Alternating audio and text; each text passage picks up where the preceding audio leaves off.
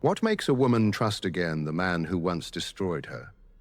I am not speaking of easy forgiveness. Those belong to weak stories.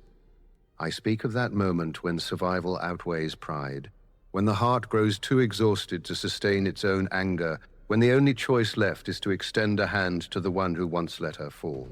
The story I bring you begins in Vienna, in the winter of 1805. The streets trembled under the threat of Napoleon's troops.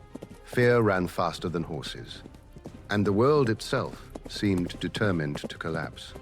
Amid the chaos, a young Englishwoman with no money, no papers, no one except for a child who was not her own in her arms, encounters again the only man capable of saving her. The same man who 5 years earlier had kissed her beneath the trees of a garden and then vanished as though he had never existed at all. She hates him.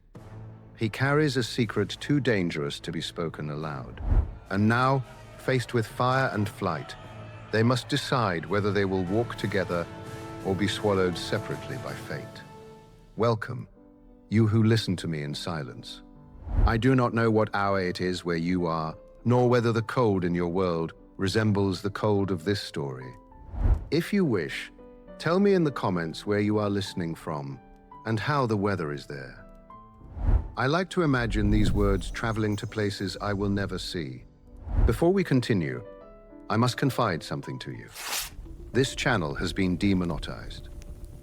YouTube decided there is no real person behind these stories. I disagree.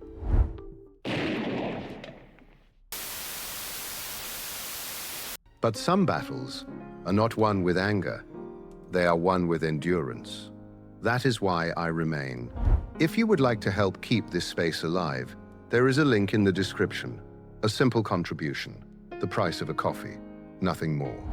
And if you cannot, know that your comment, your subscription, your presence here already makes a difference. That is how this voice continues to exist. Now, let us continue. Because Phoebe Blythe still has no idea what awaits her on that street in Vienna. And Konrad von Ehrenhardt has not yet realized that the past always collects its debts at the cruelest of moments.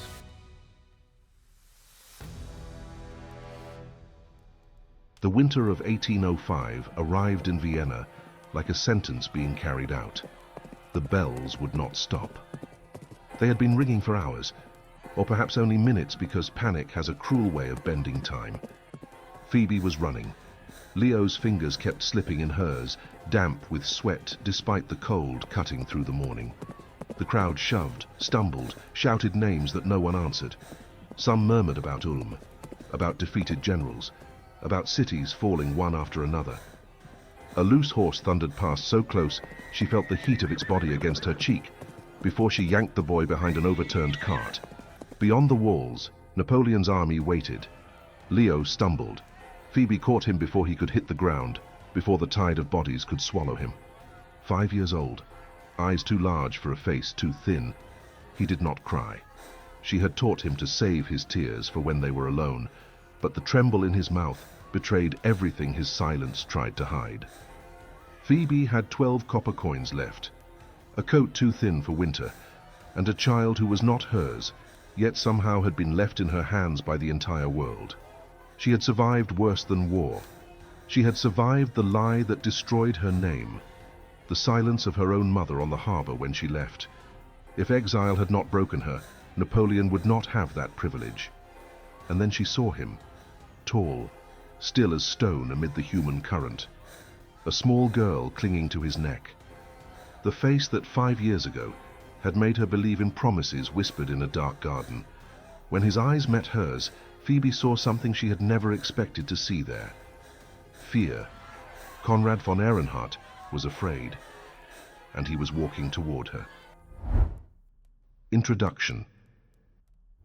Phoebe Blythe was 24, and she had learned early that the world was rarely generous to women without fortune. Her brown hair, the color her mother once called autumn, was kept pinned into practical buns. Not out of vanity, but out of necessity. Her honey-colored eyes, flecked with gold near the pupils, had lost their light somewhere between the scandal and her first Austrian winter.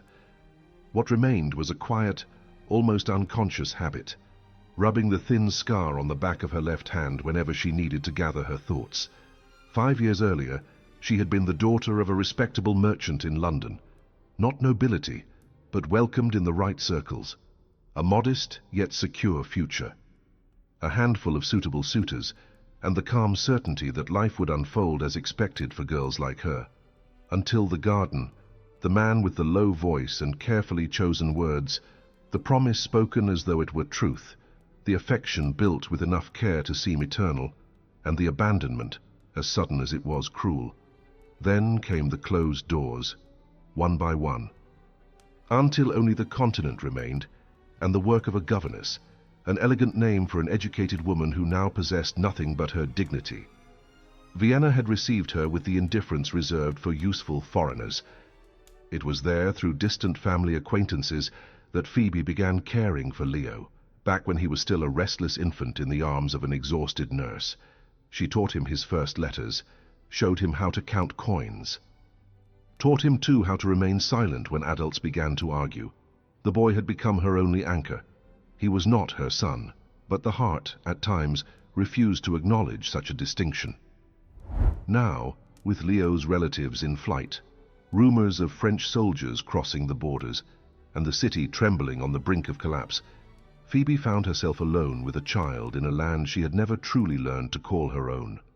Yet what made her body tighten with dread was not the war.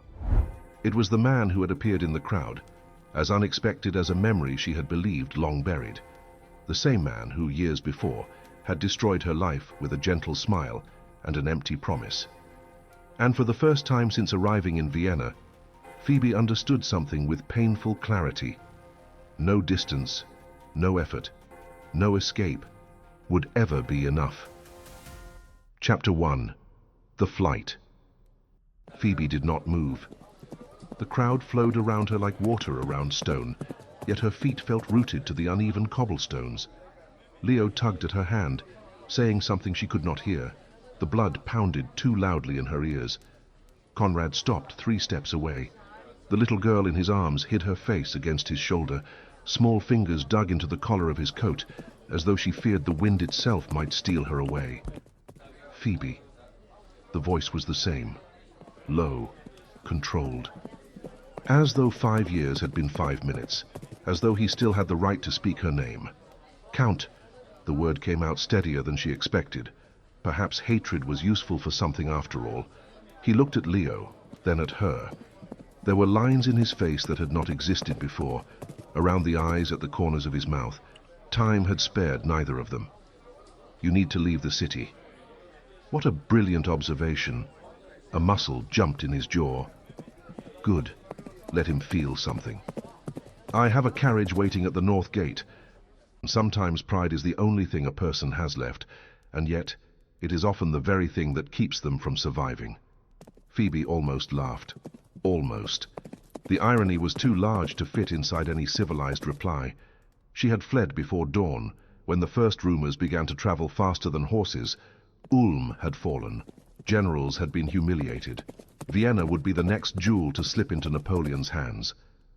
She had gathered the documents, hers and Leo's, and hidden them inside the lining of her coat. But the money had not been where it should have been. The irony was too large to fit inside any civilized reply. She had fled before dawn, when the first rumors began to travel faster than horses. Ulm had fallen. Generals had been humiliated. Vienna would be the next jewel to slip into Napoleon's hands.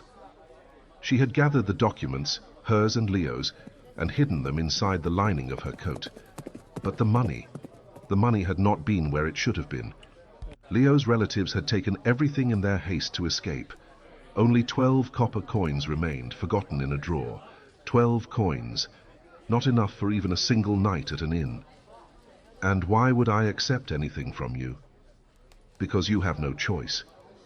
The blunt honesty struck her like a slap. He did not beg. He did not apologize. He merely stated a fact, the way one states that the sky is grey or that winter has arrived too early. Leo tugged her hand again. Phoebe, I'm cold. She looked down at the boy. His lips were losing their color, his coat too thin, too short. In a few hours, the temperature would drop further, and the French would be inside the walls. "The girl," Phoebe said, grasping for anything that was not yes. "Is she your daughter?" "Anne." The name sounded too delicate for a city collapsing around them. The girl did not lift her head, did not react. She only clung more tightly to her father, as though the world itself were a threat from which only he could shield her. "She doesn't speak," Konrad added, and there was something in his voice Phoebe could not name. Not since her mother died. A widower. The information should have stirred something. Satisfaction, perhaps. Or a bitter sense of justice. But Phoebe was far too busy measuring distances, risks, survival to feel anything but cold. How long ago? 3 years. We know how cruel time can be to those who wait. And that was exactly what Phoebe felt, standing there amid the chaos. She had waited for answers that never came. He had built an entire life, and now they both carried burdens the other could scarcely begin to understand. 3 years. While he had married, had a daughter, lost his wife, learned to endure solitude. Phoebe had learned to swallow humiliation, to ration tea leaves, to teach Latin to a child the world had placed in her care, in streets that had never offered her true shelter. A distant explosion sent the crowd into panic, perhaps cannon fire, perhaps only another gate being sealed too early. Leo pressed against her legs. Anne's fingers tightened even more in the fabric of her father's coat. "Now," Konrad said quietly. "If we are going, it must be now." Phoebe looked at him, at the silent child in his arms, at Leo trembling beside her. 12 copper coins would not buy escape. Pride did not keep children warm, and resentment, however justified, did not stop armies. She hated this man, what he had done, what he had not said, the 5 years of silence that had carved her into someone harder, colder, lonelier. But Leo needed shelter, food, safety. "If you abandon me again," she said, her voice steady, "I swear I will find a way to destroy you before I die." Something crossed Konrad's face. Not offense, perhaps respect. "You have my word." He turned and began to cut a path through the crowd. Phoebe lifted Leo into her arms. He was too heavy for it now, but it did not matter, and followed. She did not look back. There was nothing in Vienna worth one final memory. Chapter 2. The Weight of What Goes Unsaid. Konrad had not expected it to hurt this much. 5 years, long enough to bury a mother, to marry, to have a daughter, to lose a wife, and to learn how to live with Anne's silence. Long enough, he had believed, to forget the face of a woman he had kissed only once in a London garden. He had been wrong. Phoebe walked 3 steps behind him, the boy in her arms, her gaze fixed somewhere between Konrad's back and nothing at all. She did not ask where they were going. She did not complain about the weight of the child. She simply followed, her steps steady despite the chaos around them, as though crossing panicked crowds was something she had done far too many times before. Perhaps it was. He knew nothing about her life anymore. Nothing about how she had come to Vienna, how she had survived, what had happened after he left without a word. He only knew that the young woman of 20, who had blushed at his kiss, now looked at him with a hatred cultivated in silence, day after day, until it had grown roots too deep to be pulled free. I have known men who carried lighter guilt and were destroyed by it. Konrad von Ehrenhardt carried his as though it were an extra organ, always present. Anne shifted in his arms, small fingers tightened around the collar of his coat, and Konrad adjusted his hold instinctively. She did not look at anything, did not react to the shouting, did not cry. Sometimes he wondered what still remained inside the child who had once laughed loudly enough to wake the entire house. "Is it much farther?" Phoebe's voice reached him over the noise. He glanced back.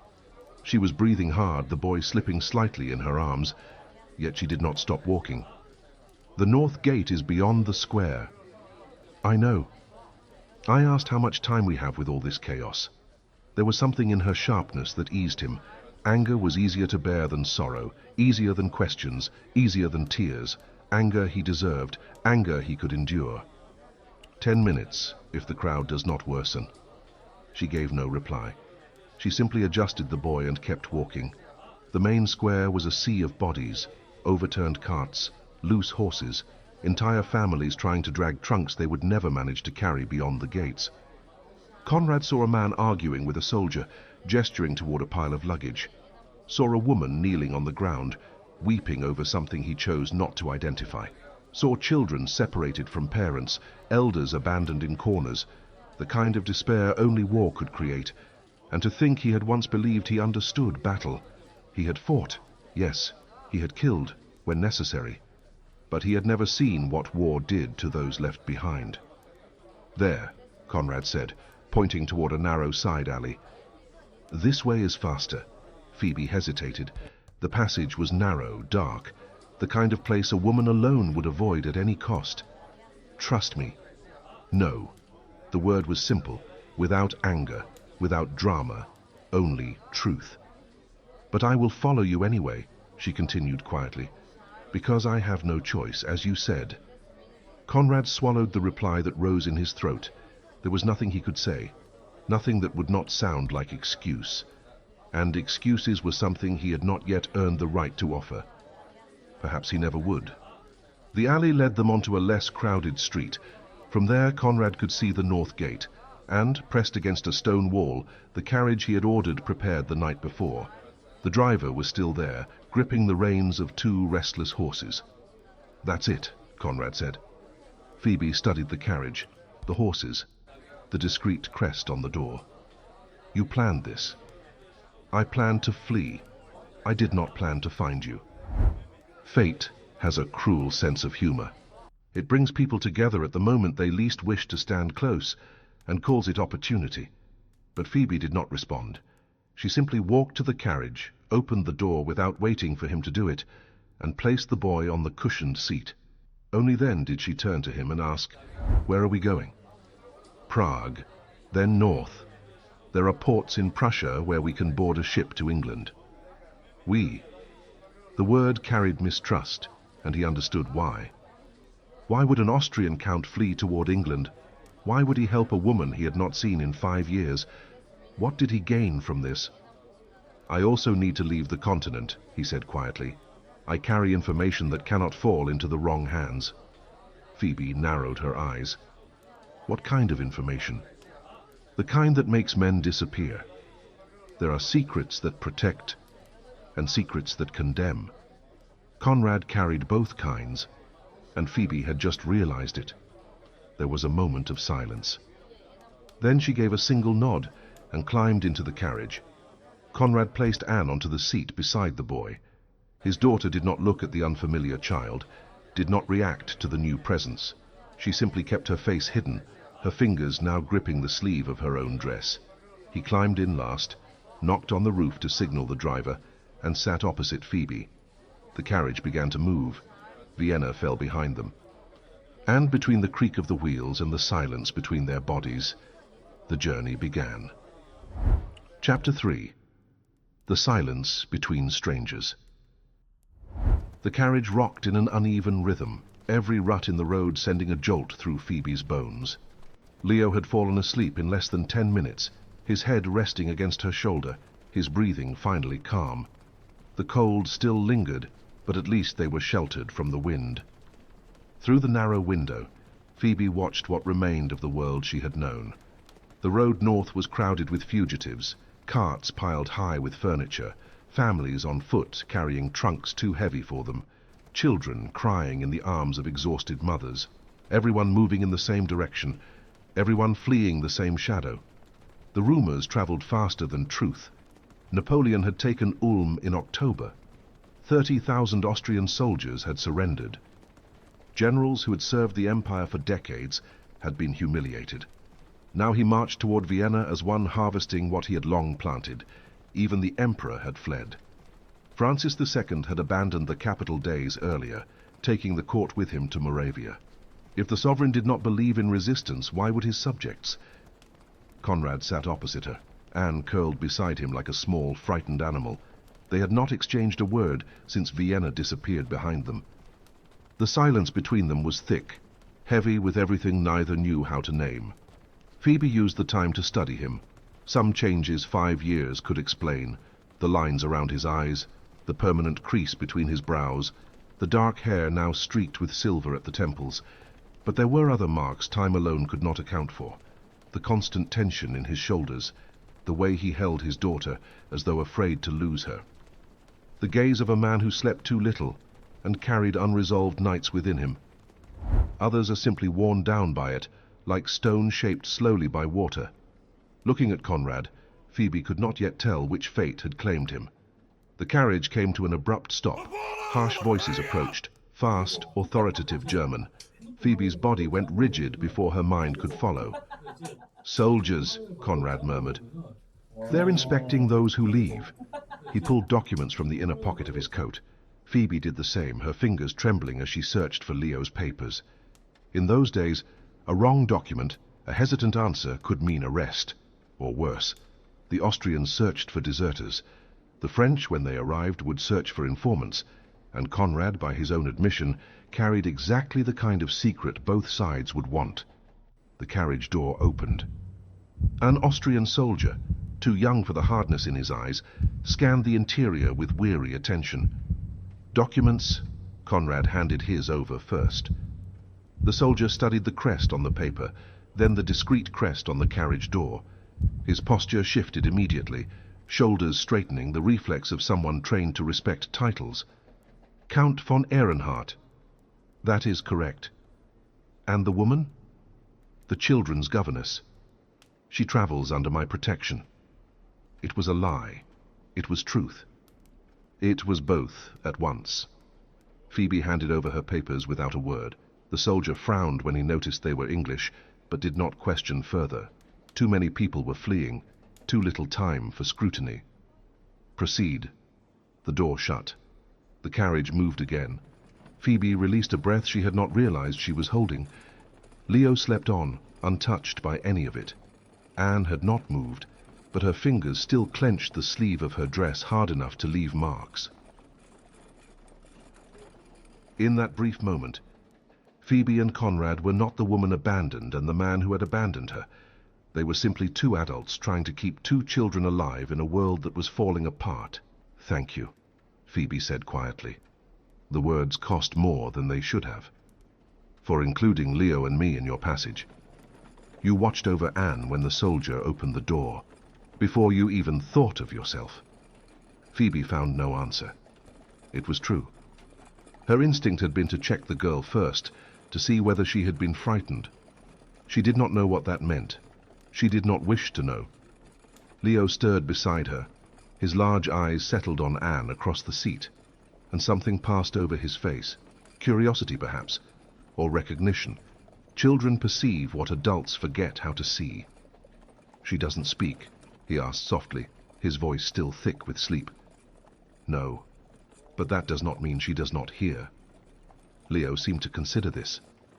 Then, without warning, he slid down from the seat and crossed the narrow space of the carriage. Konrad tensed but did not stop him. The boy stopped in front of Anne, stood there, swaying slightly with the motion of the carriage, simply watching her. No one breathed. Then Leo reached into his coat pocket and withdrew something small. A button. Polished brass, etched with a pattern of leaves. Phoebe recognized it at once, from the old coat she had once mended. He held it out to Anne. The girl did not lift her head, but her fingers, small, pale, loosened from the sleeve of her dress and opened, palm upward. Leo placed the button there. Anne closed her hand. Something tightened in Phoebe's chest. Outside, the empire was collapsing. Generals were captured, cities were falling, treaties were unraveling. But inside this carriage, a girl who did not speak had accepted a button from a boy she barely knew. And somehow that felt greater than any battle. Leo returned to his seat as though nothing extraordinary had occurred. He leaned once more against Phoebe and drifted back into sleep. Konrad watched his daughter, her hand still closed around the button. When he lifted his eyes to Phoebe, there was something there she had not expected to find. Gratitude. She looked away. She did not want his gratitude. She wanted nothing from him but safe passage to England and enough distance to forget him again. But the carriage was small. The journey was long, and some distances cannot be maintained, no matter how fiercely one tries. The road stretched north, the sky darkened, and somewhere behind them, Vienna prepared to raise French flags. Chapter 4. The Price of Shelter. The horses needed rest. The children needed food, warmth, and the basic care the road had already delayed beyond what was bearable. Konrad knew they should keep moving. Every hour stopped meant one less hour of distance between them and the chaos they had left behind. But Anne had been shivering for miles. Leo had begun coughing and complaining of hunger, and the driver had warned him twice already that the horses would not endure the entire night. The first inn was full, the second as well.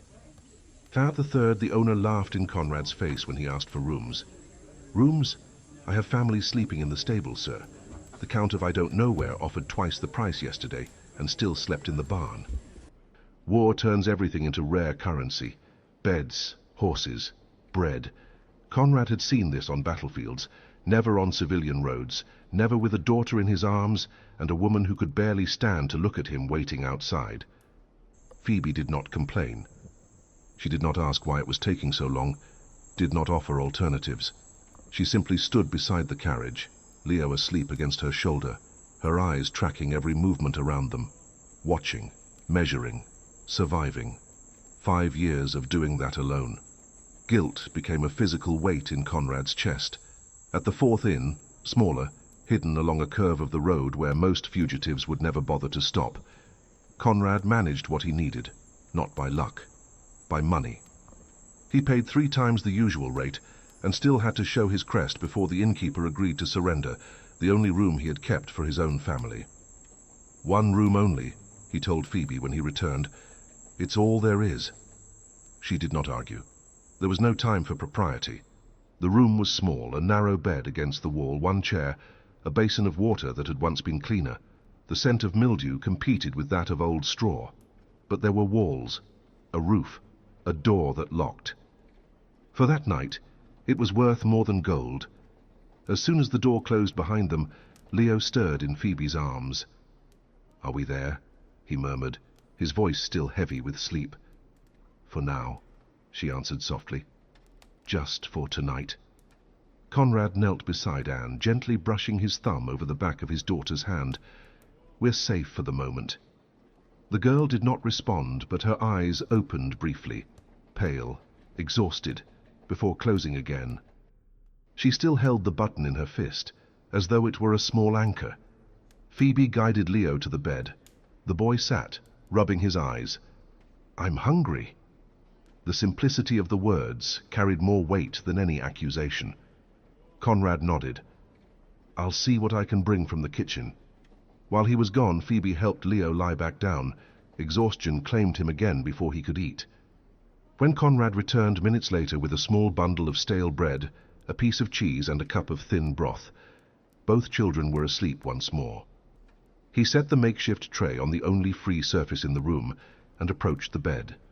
The children side by side, Leo's face peaceful, Anne still clutching the button even in sleep. Something about the sight hurt in a way Konrad had not anticipated. "You take the bed," he said quietly. "I'll sleep in the chair." "The chair won't hold your weight." "Then I'll sleep on the floor." Phoebe looked at the warped boards, the cracks where cold air slipped through, the likely presence of rats in the corners. She almost smiled, almost. "Share the bed with the children, I'll take the chair." "I won't let you—" "This is not a request, Count." The word landed as a reminder of what he was, of what stood between them, of the distance she intended to keep, no matter how absurd it was in a room barely 3 meters wide. Konrad yielded, not because he agreed, but because arguing with Phoebe Blythe was a battle he had lost long ago, without ever stepping onto the field. He lay on the edge of the bed, Anne curled against him on one side, Leo on the other. In his sleep, the boy shifted and draped an arm over Anne as though protecting her. His daughter did not pull away. "In my years, I have learned that certain things heal us where we least expect. Sometimes it is a button offered in silence. Sometimes it is simply sharing the same roof while the world outside collapses." Phoebe sat in the chair, her coat pulled tight like a blanket, her eyes heavy with exhaustion. Konrad should sleep as well. His body demanded it. But he remained awake, staring at the stained ceiling, listening to the children's breathing. And hers. Phoebe. She did not answer. Perhaps she was asleep. Perhaps she only pretended. He continued anyway, his voice low enough not to wake anyone. I did not disappear because I wished to. Silence. My mother was dying. I received the news the morning after the garden. I left that afternoon. The silence remained, but it changed. She was awake. He knew it. She made me promise her something before she died. I kept it. It was wrong. I know it was wrong. But she was dying, and I could not refuse her. The chair creaked softly, Phoebe shifting, or perhaps only breathing differently. Why didn't you write? The question came quietly, without anger, only the doubt that had eaten at her for 5 years. The silence that followed was heavier, more exposed. Konrad took a long moment before answering. Because I thought writing would make everything more cruel. Phoebe said nothing. I thought a letter would reopen a wound I did not have the courage to hold open, that it would give you hope I could not fulfill. He dragged a hand over his face, exhausted. They told me it was better this way. That absence would hurt less than an impossible promise. A pause. I believed them. The mistake hung between them, naked and undeniable. It was cowardice, he said at last. Not fate, not circumstance, only cowardice. Phoebe closed her eyes for a moment. 5 years of questions. 5 years trying to understand the unexplainable. And the answer was devastatingly simple. She did not reply. She did not need to. Some truths do not ask for comfort, only space to exist. Cold seeped through the cracks. The children slept on. And somewhere between exhaustion and dawn, Konrad finally closed his eyes, not in peace, but beneath the full weight of what he had chosen to carry. Chapter 5. What Silence Does Not Say. Phoebe woke with a stiff neck and an aching body. The chair had been a terrible choice, but pride does not consult the spine before making decisions. The grey morning light slipped through the narrow window, exposing the room in all its misery. The stains on the ceiling, the murky basin of water, the floor she had been right not to trust. On the bed the children were still asleep. Leo lay on his back, mouth slightly open, his arm still draped over Anne, as though it had remained there all night.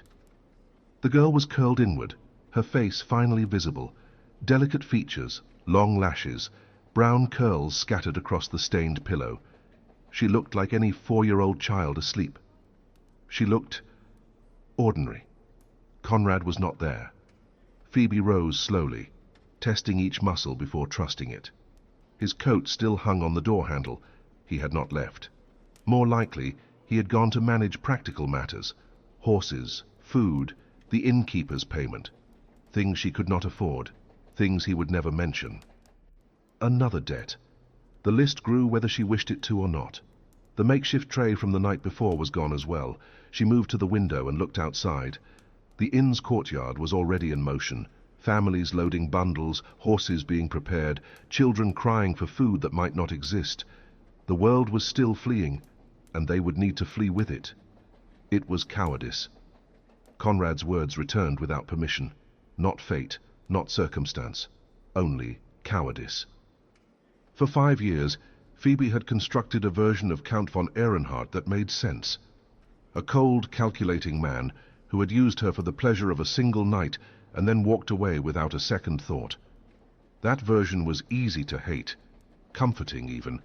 It gave shape to the pain, direction to the anger, a clear face for the villain of her story. But cowardice did not fit that version, a man who names his own fault, who admits his weakness without trying to soften it. That man was something else, not better necessarily, just different, harder to place into the role she had built for him. Some forms of hatred survive on certainty. When certainty fractures, hatred loses its footing. The door opened.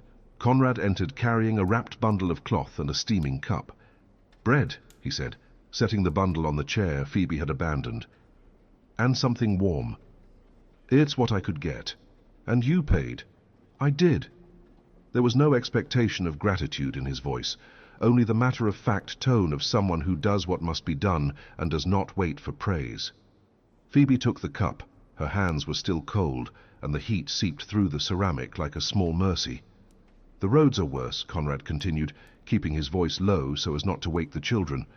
"French soldiers have already passed the line we expected. Some fugitives were detained last night." The liquid burned Phoebe's tongue, but she swallowed it anyway. "How close are they?" "Close enough that we need to change our route." She nodded. In times like these, plans were merely suggestions that reality tore apart when it pleased. Leo stirred on the bed. His eyes opened slowly, confused for a moment, then found Phoebe, and softened. "I'm hungry, Phoebe." "I know." "There's bread." The boy sat up, rubbing his eyes. He looked at Anne beside him, still asleep, and something shifted in his expression, a new attentiveness, a care that had not been there before. "She's still holding it," he whispered, pointing to the girl's hand. Phoebe looked. Anne's fingers remained closed around the brass button. She had slept the entire night clutching that small piece of metal, as though it were the only thing that made sense in a world that no longer did. Konrad was watching too. His jaw tightened in the way Phoebe was beginning to recognize, the restraint of a man who feels too much and does not know where to place what he feels. "We need to wake her," he said quietly. "We have to leave soon. Let her sleep a little longer. I'll carry her to the carriage if I must. You've carried enough already." The words had layers. Neither of them was ready to unfold them. Phoebe looked away, focusing instead on breaking the bread into pieces for Leo. "What's the new route?" "We'll avoid the main road. There are smaller paths through villages to the west. Slower but less watched." "Less watched by whom?" Konrad hesitated. He was not a man who hesitated often. "There are people who would prefer to find me before I reach a port." "French?" "Not only. Austrians too?" "It's possible." "Possible is not an answer." "It's the only one I can give right now." Anne stirred. Her eyes opened, grey like her father's, but without the hardness. "Only fatigue. Only quiet waiting." "Good morning, Anne," Phoebe said, her voice softer than she intended. The girl did not reply, but her gaze met Phoebe's for a moment before shifting to her father. "Let's eat," Konrad said, offering his hand. "Then we continue." Anne accepted the hand. She stood, still clutching the button. Leo watched everything with the silent attention of someone learning far too quickly for his age. "Can I share my bread with her?" "You can." The boy broke his piece in half and offered it to Anne. The girl looked at the bread, then at Leo, then at her father. Konrad gave a slight nod. Anne took it. She did not say thank you. She did not need to. Phoebe finished what remained in the cup and began gathering their few belongings. The journey would continue. So would the questions. But the anger that had sustained her for 5 years, no longer felt as solid as it once had. And somehow that was more frightening than any army. Chapter 6. The Weight of a Name. The secondary road was worse than Konrad had expected. Potholes deep enough to break an axle, mud that swallowed the wheels up to the rims, stretches so narrow that branches scraped the sides of the carriage like fingernails on wood. The driver muttered curses under his breath at every jolt, and Konrad could not blame him. He had chosen this path precisely because no one in their right mind would. Anne slept in his lap, too exhausted to care about the rocking. Leo struggled to stay awake, his eyes fighting the weight of his lids, his head dipping and lifting in a rhythm that might have been comical under other circumstances. Phoebe stared out the window, her face unreadable, her thoughts locked somewhere he had no permission to enter. Konrad used the silence to do what he had avoided for days. He thought. Not about the present. The present demanded too much motion. He thought about the past, about how he had ended up there in that carriage, fleeing an empire he had once sworn to serve. The title had come too early. His father, Wilhelm von Ehrenhardt, had died when Konrad was 23, thrown from a horse during a hunt, his neck broken before anyone could reach him. Konrad had been stationed near the Prussian border when the news arrived. He returned in time to see the coffin lowered into the earth and his mother collapse silently beside the grave. He inherited the county, the lands, the debts his father had concealed, and a mother who would never again be the same. Elise von Ehrenhardt had once been a strong woman. After widowhood, she became a shadow wandering the halls of the estate, speaking to her dead husband as though he could still hear her. Konrad took over everything, the accounts, the tenants, the decisions no one else wished to make. His younger brother Friedrich had been 17 then, and had no interest in responsibility. Horses, cards, the neighbors' daughters, those had always held his attention. As far as Konrad knew, they still did. Friedrich. How many years had passed since they last saw one another? 3, 4. His brother had remained at the family estate when Konrad moved to Vienna after his marriage. They exchanged occasional letters, brief, formal, the sort of correspondence between strangers who happened to share blood. And there was Margaret, his older sister, married to a baron in Bohemia, mother of 4 children Konrad scarcely knew. She wrote more often than Friedrich, long letters about the children, her husband, the estate, the life she had built far from everything that had shaped them. She never mentioned their mother, never asked about Anne. Family. The word should have meant refuge. For Konrad it had always meant obligation. Believe me, there are men who inherit titles, and there are men who are inherited by them. Konrad belonged to the latter, burdened by the weight of his name long before he ever learned how to carry it. Suddenly the carriage jolted violently. Leo woke with a start, eyes wide, and Phoebe pulled him close before he could cry. "It's all right," she murmured. "Just a deep hole." "A very deep one," the boy complained, rubbing the elbow he had knocked against the wall. Anne had woken as well, but she did not complain. She simply looked around with those grey eyes that saw everything and said nothing. Her fingers still closed around the button Leo had given her the day before. "How much longer?" Leo asked. "A long while," Phoebe answered honestly. "Try to rest a little more." "I can't. It's shaking too much." Konrad glanced toward the window. The sun had already passed its highest point. They had been traveling for hours and barely advanced. At this pace, it would take days to reach Prague. Days they might not have.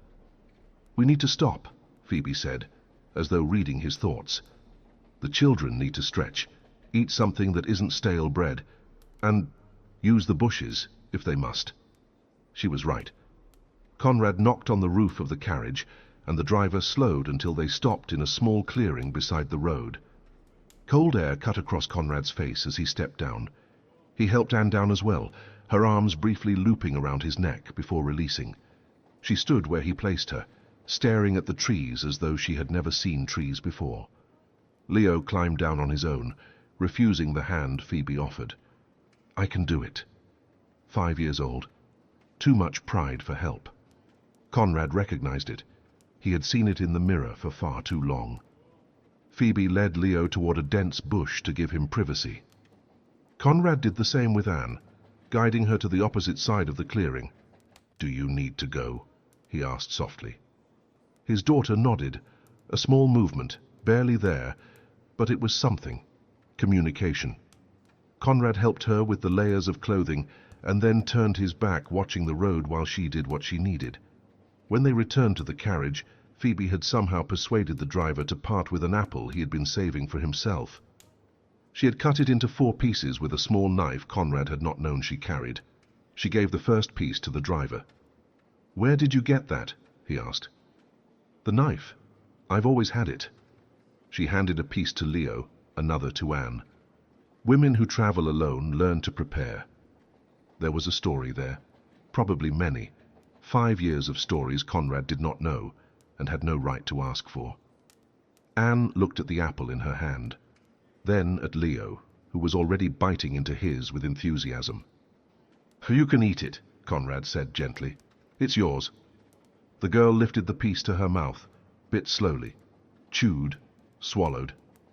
It was only an apple, but it was the first time in months Anne had eaten without Konrad having to plead. Phoebe noticed. She said nothing. She simply offered the fourth piece to Konrad. "You need to eat too." "You didn't eat." "I'm not hungry." A lie. He saw it in her eyes, in the way she swallowed hard, in how she turned her face from the scent of the fruit. But arguing would lead nowhere. "Then share it with me." Phoebe hesitated. Then she took the piece, split it in half with the knife, and handed half back to him. They ate in silence, leaning against the carriage while the children explored the clearing. Leo showed Anne small stones. The girl did not answer, but neither did she walk away. Small progress. It was all they could hope for. "Your brother," Phoebe said suddenly. "Does he know you're fleeing?" Konrad nearly choked. "How do you know I have a brother? You mentioned him yesterday when you spoke of your mother. You said 'we' at some point." He did not remember saying it, but Phoebe had always been observant. One of the things that had drawn him to her in that garden 5 years before, the way she listened, the way she noticed what others let slip. "Friedrich," he said. "He's younger. He stayed at the family estate when I moved to Vienna." "And does he know?" "No. I didn't have time to send word. He'll worry." Konrad almost laughed. Friedrich would not worry. He would be irritated at having to shoulder responsibilities he had always avoided. But that was family business, and family was territory Konrad had no intention of opening to Phoebe. "Perhaps," he said simply. She did not press further. Another thing he remembered. Phoebe knew when to retreat. The driver signaled.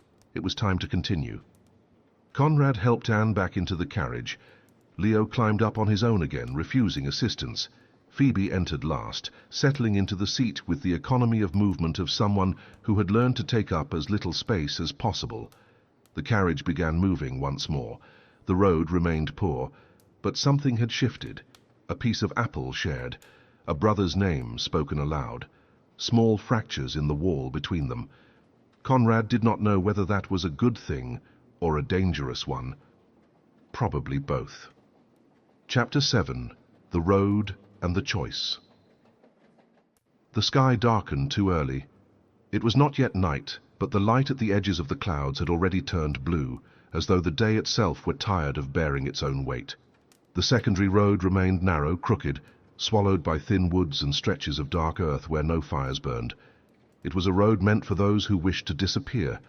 Phoebe kept her gaze on the window, but she was not truly seeing the landscape. She was seeing patterns. Too much silence from too many people, carts moving in the opposite direction, deep wheel marks, as though panic itself had passed through in waves, and now and then a distant sound, not thunder, not hunting, not celebration. Cannons. Konrad heard them too. He did not comment. He simply grew more alert, more rigid, as though his body recognized that language long before his mind did.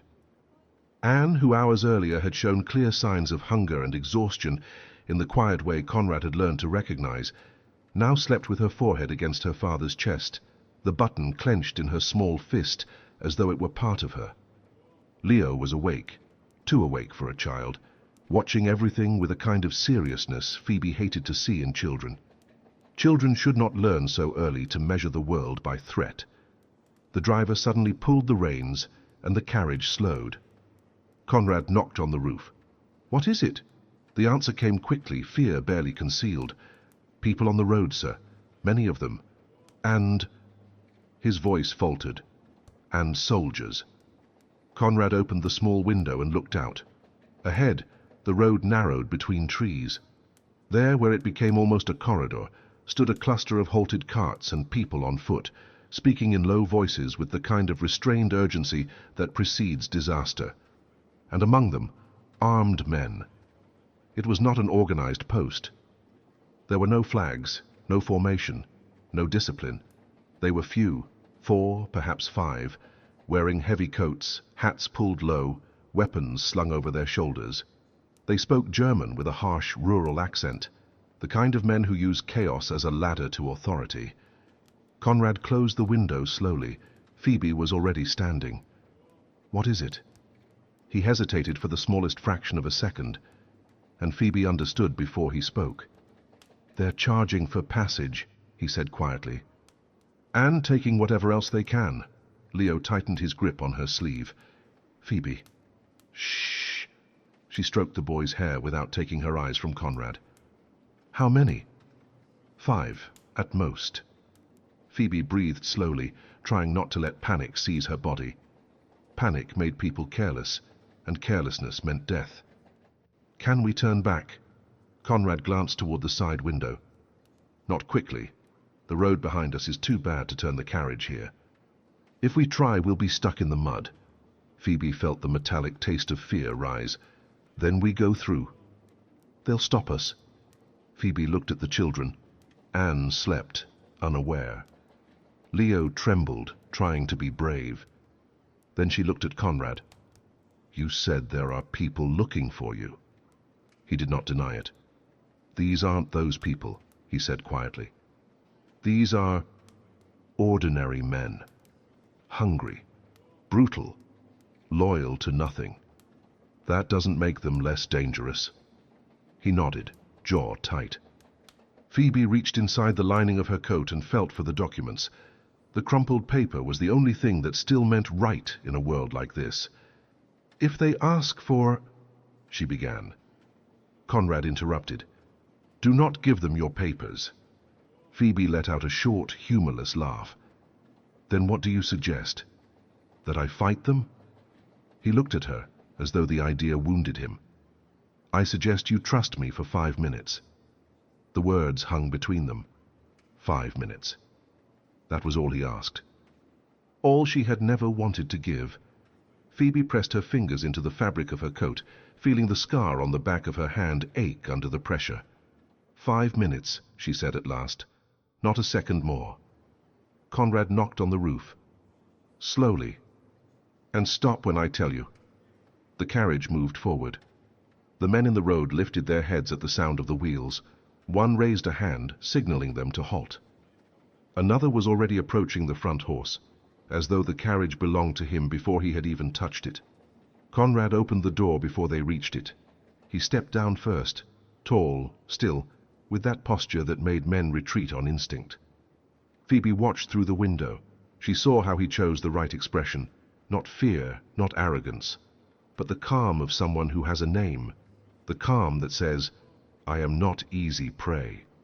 The nearest man spat on the ground. Toll, he said roughly.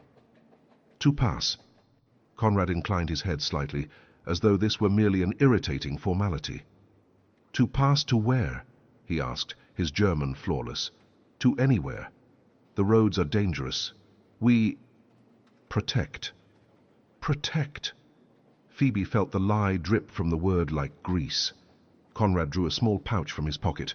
Not his full purse, not his real money. A smaller one, calculated.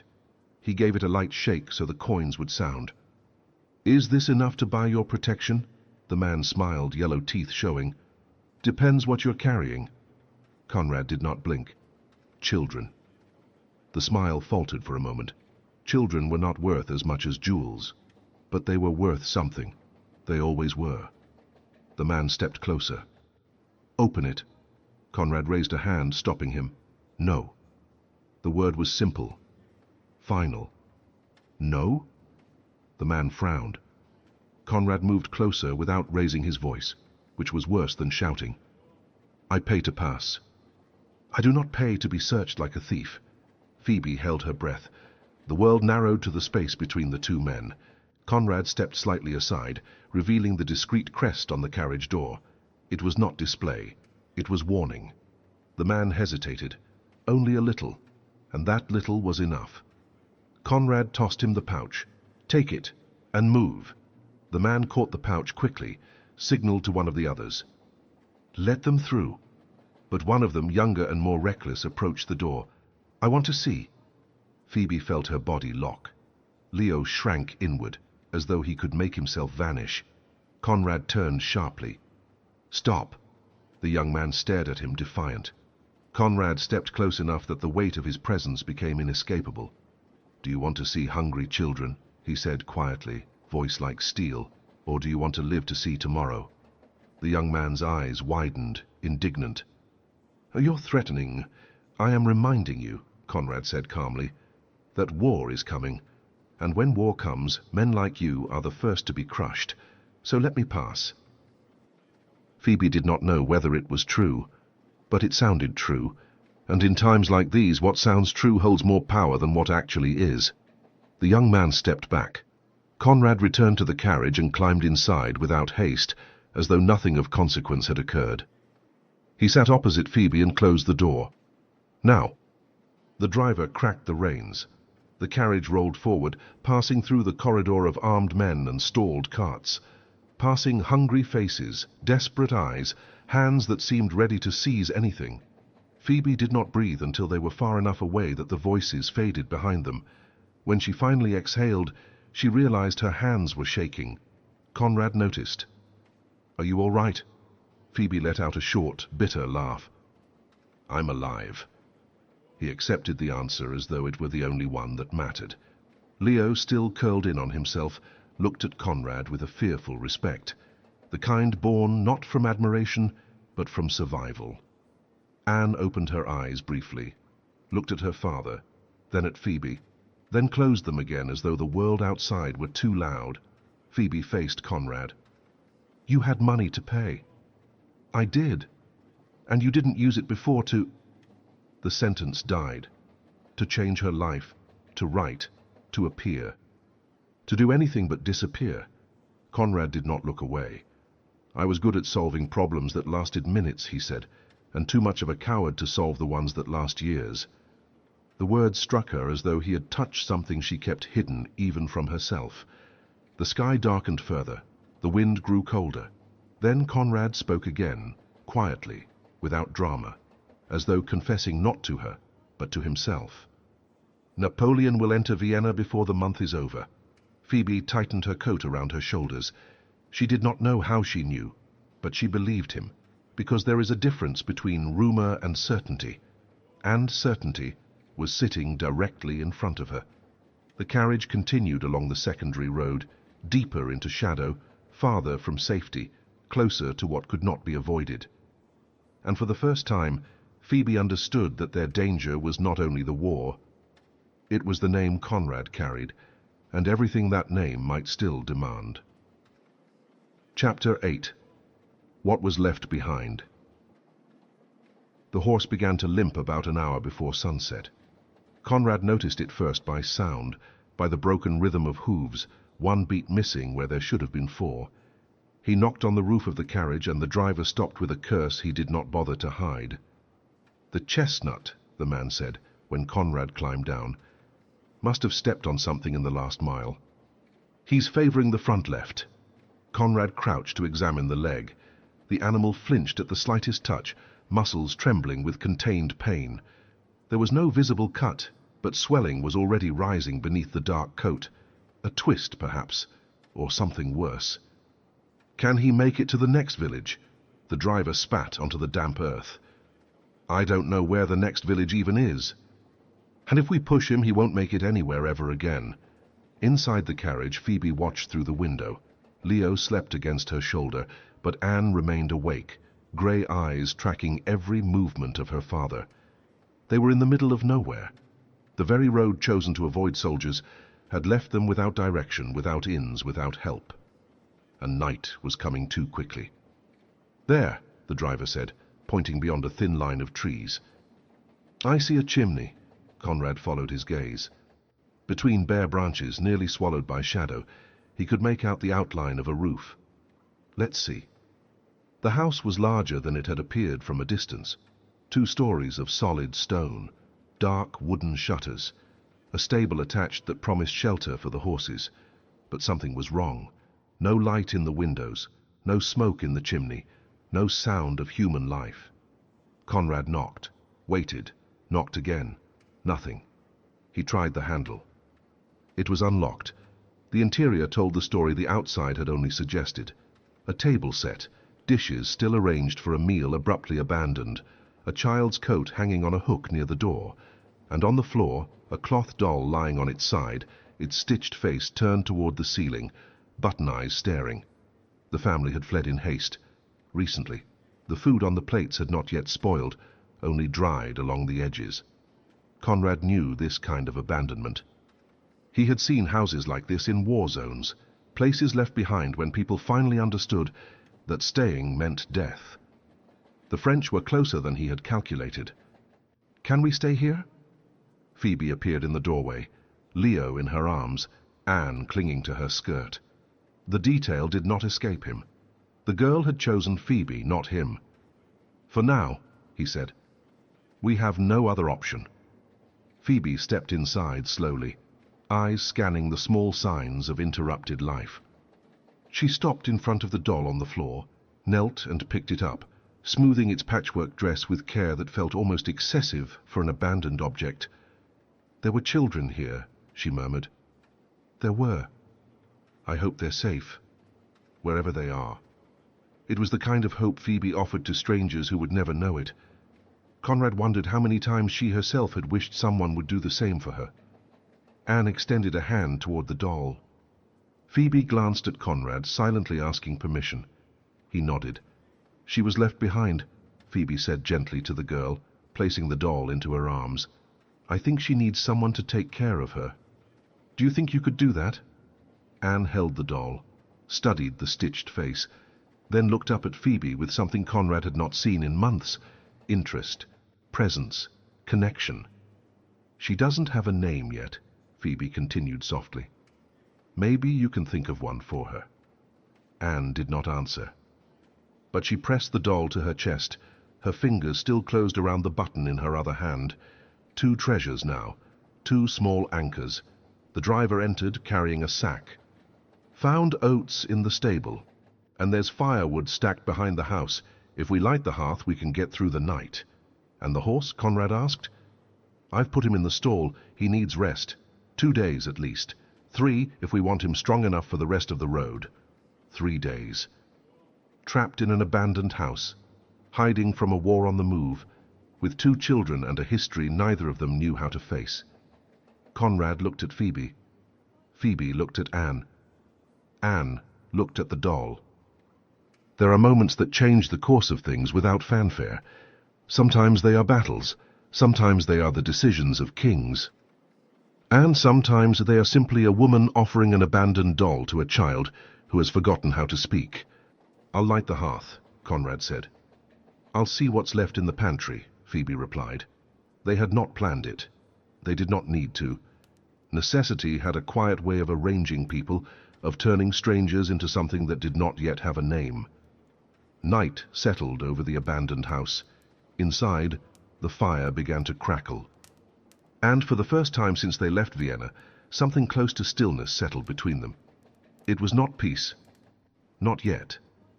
But it was a beginning. Chapter 9. What Exile Teaches. Phoebe woke to the smell of smoke. For a brief moment, panic seized her body. Fire, the house, the children. But then her senses adjusted. It was not the sharp scent of danger. It was wood burning. A lit hearth. Someone who had risen before her and taken the care to warm the room. Konrad. She sat up on the sofa where she had slept, muscles protesting after yet another night in an unforgiving position. Leo was still asleep beneath Konrad's coat, his face finally peaceful. Anne slept in an armchair near the fire, the cloth doll pressed against her chest, the brass button still clenched in her other hand. The scene was almost domestic, almost normal, as though they were a real family, and not 4 fugitives hiding inside a house that had once belonged to strangers. Phoebe found Konrad in the kitchen. He was attempting to prepare something that vaguely resembled porridge, oats, water, a pot darkened by years of use. The contents bubbled in a way that suggested disaster. "Do you need help?" He turned. Dark circles rested beneath his eyes, stubble shadowing his jaw. He likely had not slept. "I'm not particularly gifted at this." "I noticed." Phoebe took the spoon from his hand and reclaimed control. She added more water, lowered the heat, stirred with patience. Cooking had never been her natural talent, but 5 years caring for Leo had taught her the essential skill: how to turn very little into just enough. "Where did you learn?" Konrad asked. "Necessity. During my first months in Vienna, I had no money for inns. I learned how to stretch what I had." He remained silent. Phoebe could feel the weight of the questions he did not ask. How she had come to Austria, how she had survived, what had happened between the London dock and this cold kitchen. "You don't have to tell me," he said finally. "I have no right to ask." "That's true, you don't. And yet something about the morning, the fire crackling, the humble scent of oats, the unexpected intimacy of sharing such a small space, opened a crack. My father was a cloth merchant, modest but respected. We had a house in Cheapside, small, always noisy. There were 5 of us. 5. 2 girls, 3 boys, I was the middle one. Phoebe kept her eyes on the pot. My eldest sister Catherine married well. My brothers joined my father's business. And I... She paused. I was the one who stayed, the one who took care of the house when my mother fell ill. Her mother. It began with headaches. Light at first, then constant. In the end, she could barely leave her bed. I cared for her for 2 years before you. Before the garden, before the kiss, before everything collapsed. When the scandal happened, she continued, my father wanted to defend me. He wanted to confront you, demand reparation. But Catherine said it would only make things worse, that the more silence, the less damage, that I should leave, until people forgot. And your mother? The spoon stilled. My mother said nothing. The silence that followed was thick. Konrad did not try to fill it with easy comfort. He simply stayed, present. She was at the docks when I boarded the ship, still ill. I had the feeling it would be the last time I saw her. My father was crying. Catherine slipped money into my hand where no one could see. My brothers didn't come, and my mother, Phoebe, drew a careful breath. She stood there, watching. She didn't say a word, not even goodbye. I received a letter 6 months later, Phoebe said softly. Catherine wrote. My mother had died. The headaches were something in the brain. Perhaps she could no longer speak when I left. Perhaps that explains the silence. Do you believe that? Konrad asked. Phoebe looked at him for the first time. I have to believe it. The alternative is worse. There are daughters who spend their entire lives trying to translate their mother's silence. Phoebe was one of them, and perhaps she would never find the meaning she searched for. And that weight lived quietly inside her heart. A faint sound interrupted the moment. Anne stood in the kitchen doorway, the doll dangling from one hand, grey eyes fixed on Phoebe. Good morning, Anne, Phoebe said gently. Are you hungry? The girl did not answer, but she entered, walked toward Phoebe, stopped beside her. Small fingers found the hem of her skirt and remained there, as though that were the safest place in the house. Konrad watched. There was something on his face Phoebe could not fully name, gratitude intertwined with loss, relief edged with a trace of jealousy. The daughter who had not spoken to him for 3 years was now seeking comfort in another woman. She likes you, he said quietly. She needs someone. I'm here. It's not just that. Phoebe knew he was right. She recognized in Anne the same hunger she carried herself, the absence of a feminine presence that was more than practical care. That was warmth. The porridge is ready, she said instead, because it was easier to speak of food than of everything else. Wake Leo. Konrad nodded and left. Anne stayed. Would you like to help? Phoebe asked softly. Anne hesitated, then nodded. Can you put the spoons on the table? The girl took the cutlery and carried them to the table, 1 for each place, 4 places, like the family who had once lived there. Like the family they were not, yet were beginning dangerously to resemble. When Konrad returned with a still sleepy Leo, he found the table set and the bowls steaming. He said nothing. He did not need to. They sat down to eat. The porridge was plain, nearly flavorless, but no one complained.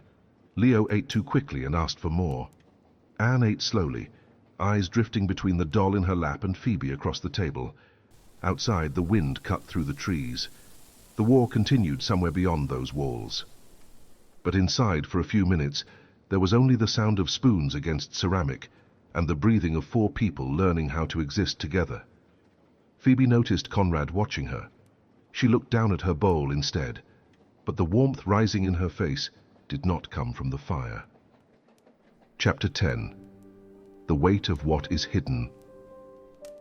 Konrad needed to leave the house, not because of immediate danger, though danger now existed like the cold, constant and unavoidable. He needed to leave because the walls seemed to narrow with every hour, because the smell of wood smoke and porridge had blended with something he could not name, because Phoebe Blythe, seated at the kitchen table with his daughter, looked too right to endure. He told the driver he would check the road. It was not a lie. It simply was not the whole truth. The cold air sliced through his lungs the moment he stepped outside. November in Austria was merciless, especially far from the cities where the wind found no walls to stop it. Konrad pulled his coat tighter and walked toward the thin stretch of forest that separated the property from the main road. The coat. He could still feel the hidden weight in the lining, the documents sewn into the fabric, invisible to anyone who did not know where to look. 37 names. 29 French agents embedded within the courts of Prussia, Russia, Sweden, and even Austria itself. And 8 English names, 8 men considered loyal to the crown, feeding Napoleon's war machine with information. Victor had given him the list on an October night, only weeks before Vienna fell. A man too idealistic to survive his own century, he had managed to copy documents from an intercepted French messenger. No one knew the list existed. No one except Konrad. 2 days later, Victor was arrested, accused of conspiracy, never seen again. Men who knew too much rarely received long endings. And now Konrad carried what remained, not only papers, but a promise, to take the list to England, to place it into the right hands, to turn it into something that might at least slightly slow Napoleon's advance. A promise made to a man likely already dead. At the edge of the woods, Konrad stopped. The main road lay only meters away, visible between bare trunks. He watched in silence, counting breaths, sharpening his attention. Then he saw them. Fresh marks in the mud, horse tracks, many, organized, deep ruts from heavy wagons, and half buried in the dirt. A scrap of blue cloth, French blue. Troops had passed through, perhaps the night before while they slept. The cold that ran down Konrad's spine did not come from the wind. He returned to the house with controlled steps, eyes alert for any movement between the trees. Nothing. But absence of movement did not mean safety, only that they had not yet been seen. When he entered the kitchen, Phoebe was peeling potatoes at the table. Anne sat beside her, watching every motion with silent concentration. Leo played on the floor with sticks he had turned into tiny imaginary armies. The scene was so peaceful it hurt. "What happened?" Phoebe asked. She always noticed. She always had. "Nothing. You look pale." "The cold." Phoebe set down the knife, wiped her hands on the apron she had found hanging behind the door. "Leo, take Anne into the sitting room. Show each other the things you found." The boy obeyed without question. Anne hesitated, glancing from Phoebe to Konrad, but followed when Leo offered his hand. When the children were gone, Phoebe closed the kitchen door. "Now tell me what really happened." Konrad should have lied, should have protected her with ignorance, the way so many men believed was right. Victor had done that to him, and Victor was dead. "French troops passed along the main road," he said at last. "Recently." Phoebe did not panic. She only nodded, calculating. "How close?" "Close enough to see the tracks. Far enough that they didn't see us. Yet." Yet. She leaned against the counter, arms folded. "There's more you're not telling me." It was not a question. "There are many things I'm not telling you. Things that put me in danger." The choice stood before him. Lie and spare her, or trust and share the weight. "I'm carrying documents," Konrad said. "Hidden on me, a list of names." "What names?" "Spies, French agents, embedded in multiple European courts." He hesitated before adding, "including the English one." Phoebe did not move. She simply absorbed the information. "That's why you need to reach England," she said. "It's not just escape. You need to deliver this." "Yes. And who else knows you have it?" "No one alive as far as I know." "But the French know the list exists." "They do. The man who gave it to me likely died for it." Phoebe closed her eyes briefly. When she opened them, there was no fear there. Only fury. You put us in that carriage knowing this. You put Leo at risk, your own daughter. The accusation struck exactly where it hurt most. I had no choice. You did. You could have left us in Vienna. To die. Not to carry the target you carry. Silence. He had no defense. If you want to leave, he said quietly. I understand. I can leave money. The driver can take you to a safe city once the horse recovers. You don't have to. Please don't say anything else right now. He stopped. Phoebe walked to the window, looked out over the fields, the sky, the world collapsing beyond the walls. How many English names? She asked. 8. Important people? Some. A member of Parliament. A naval officer. She turned back to him. If this list reaches the right hands, it could save lives. It could. English lives. And others. Another silence. She looked at him as though seeing him for the first time, reorganizing every version of him she had ever built. I will go with you, she said finally. Not for you, but for the list. For what it represents. Phoebe, and when we reach England, you will tell me everything, every detail, every name, and then you will make sure this reaches the right people. Konrad nodded. Thank you. Don't thank me yet. She picked up the knife again. We still have to survive long enough to get there. Outside, the wind continued to howl.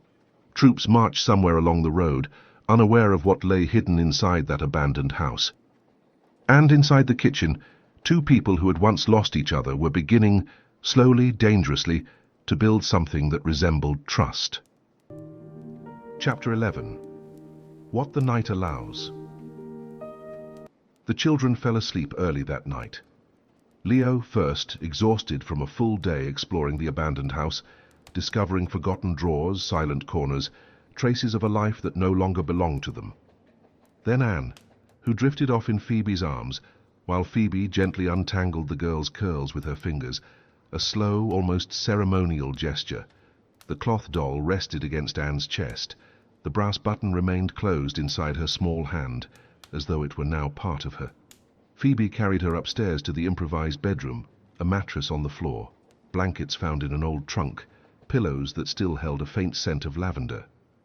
She laid Anne beside Leo, tucked them in carefully, and stayed longer than she intended. Two children who had not known each other a week ago, now sleeping side by side as if they had always belonged together. When she went downstairs, she found Konrad seated by the hearth. The fire was low, more embers than flame, casting warm shadows across his face. A glass rested in his hand. He had found a forgotten bottle of wine in the cellar. "Are the children asleep?" he asked without turning. "Like stones." Phoebe sat at the opposite end of the sofa. Konrad extended the bottle. She hesitated for only a second before accepting. The wine was poor, sour, likely too old. But it was alcohol, and alcohol warmed in ways no fire could. Phoebe took one sip, then another, and felt her shoulders loosen for the first time in days. The silence between them was different now, no longer heavy with swallowed accusations, restrained anger, open wounds. It was the silence of two people who had already spoken the worst, and discovered the world still existed afterward. "Victor," Phoebe said at last, because the name had not left her mind since the kitchen. "Tell me about him." Konrad looked into the fire. "I met him in the army. We were young, foolish. We thought war was adventure. He was the son of a minor baron with no inheritance to expect, so he chose diplomacy when he realized he did not have the stomach to kill." A pause. "I did. I discovered that far too early. You killed in battle. In battle and outside it when necessary." He drank. "Victor thought I was brutal. I thought he was naive. Somehow we worked." "Was he married?" "Engaged. To a girl from Salzburg, Katerina." Konrad closed his eyes briefly. "I don't know if she knows what happened to him. She is probably still waiting." As I waited, Phoebe thought, but she did not say it. "I'm sorry," she said instead, and this time it was not courtesy. She meant it.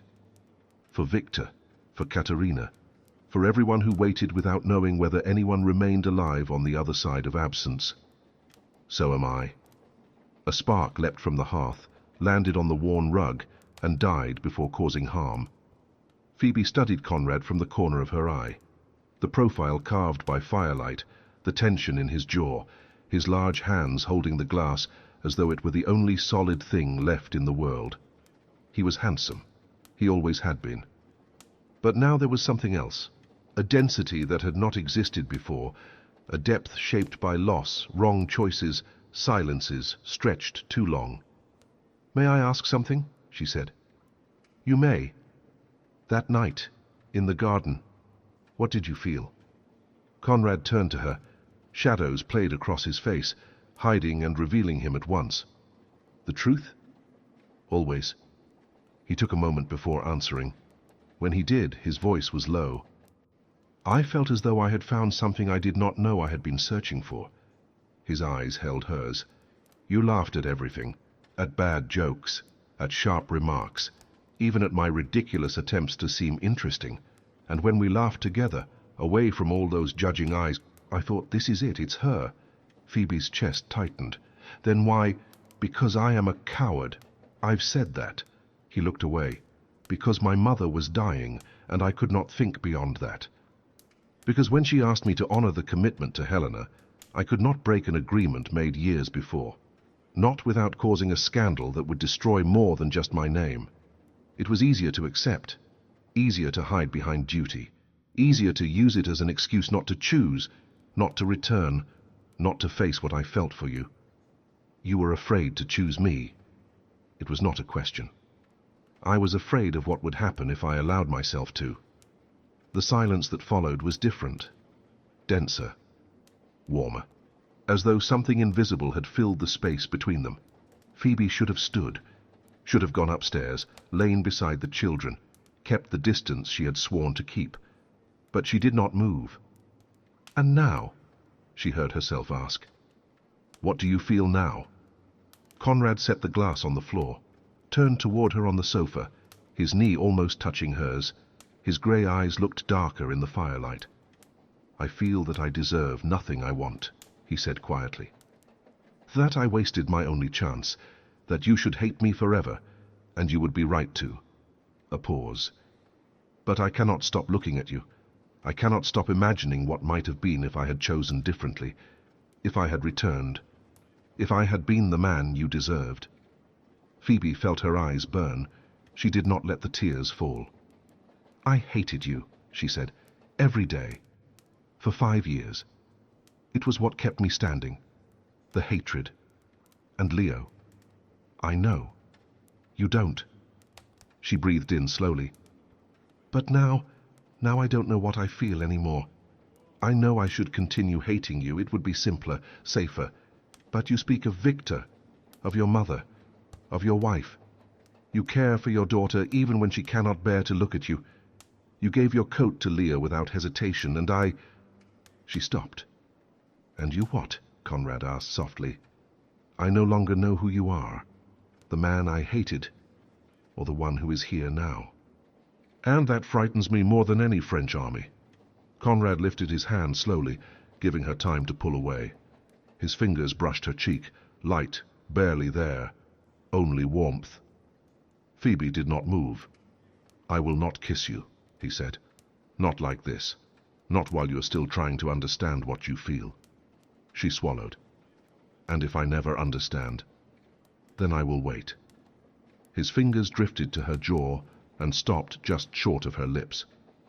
"I waited 5 years without knowing I was waiting. I can wait longer." He withdrew his hand, rose, picked up a blanket and held it out to her. "Sleep here near the fire. I'll keep watch." "Konrad, please." His voice was low, fractured. "Let me at least get this right." Phoebe took the blanket, lay down on the sofa, pulling it to her chin. Konrad seated himself in the chair near the window, his profile outlined against the dark.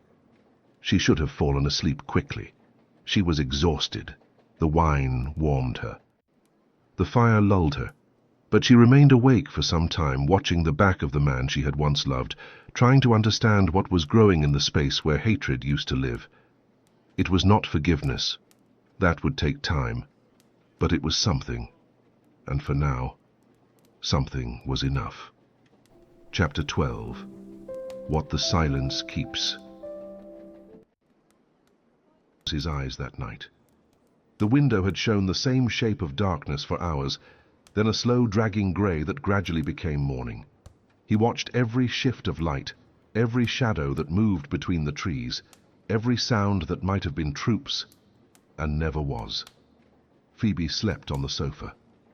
At some point during the night the blanket had slipped, revealing her shoulder, the delicate curve of her neck. Her brown hair spilled across the fabric like ink. Konrad did not cover her again. He did not trust himself to come that close without wanting more. 5 years telling himself he had forgotten her, that marriage to Helena had erased everything else, that guilt was only an echo time would dissolve. Lies repeated so often, they had almost begun to sound like truth. Then Vienna fell, and there she was, in the middle of the chaos, a child in her arms, surviving as she always had. And everything he had buried returned at once, with a weight he had never known how to measure.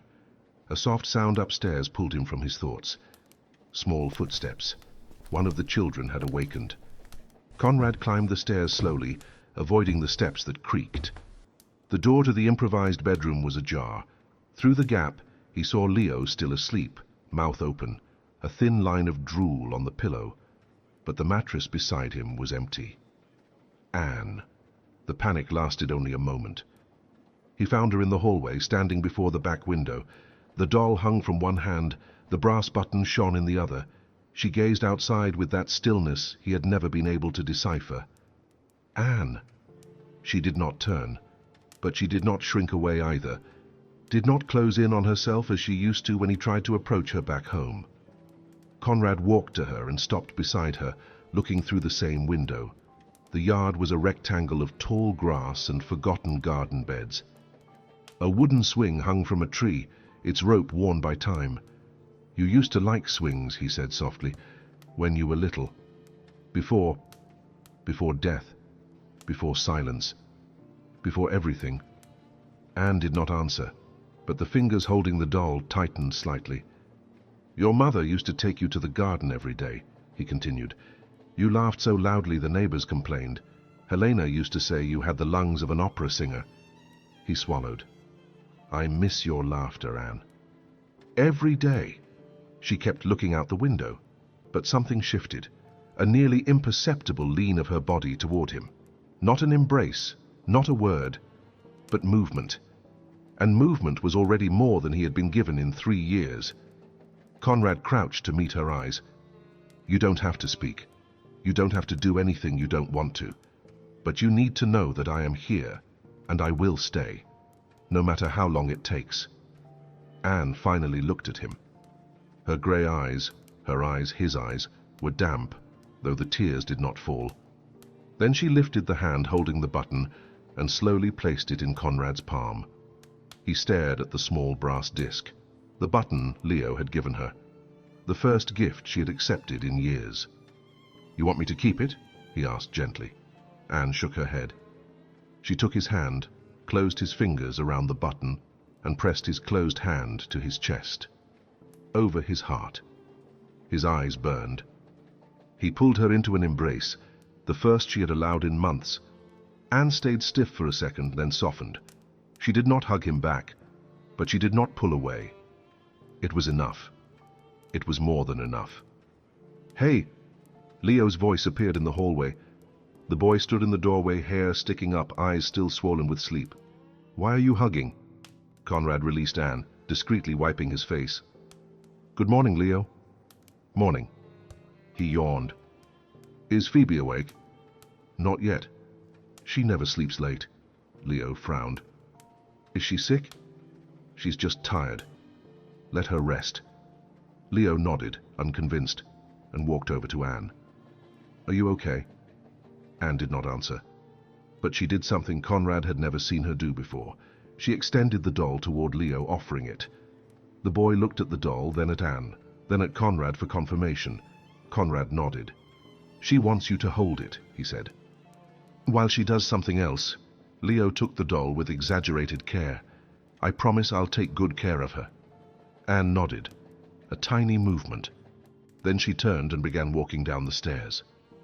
Where's she going? Leo asked. Konrad did not know.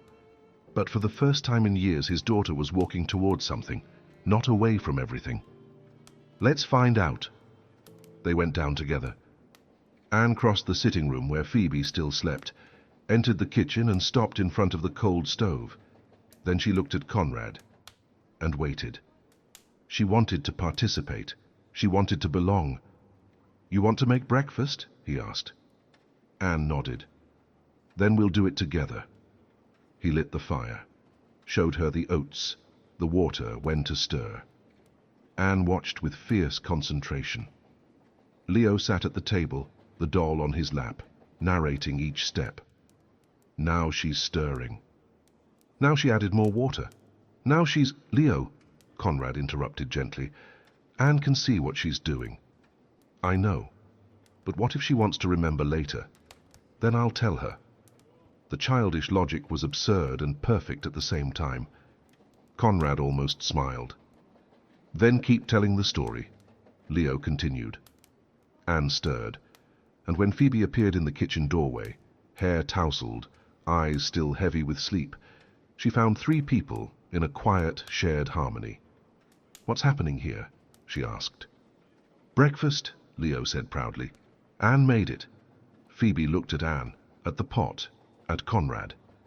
She did. With help. Something crossed Phoebe's face, surprise, then tenderness, then something deeper.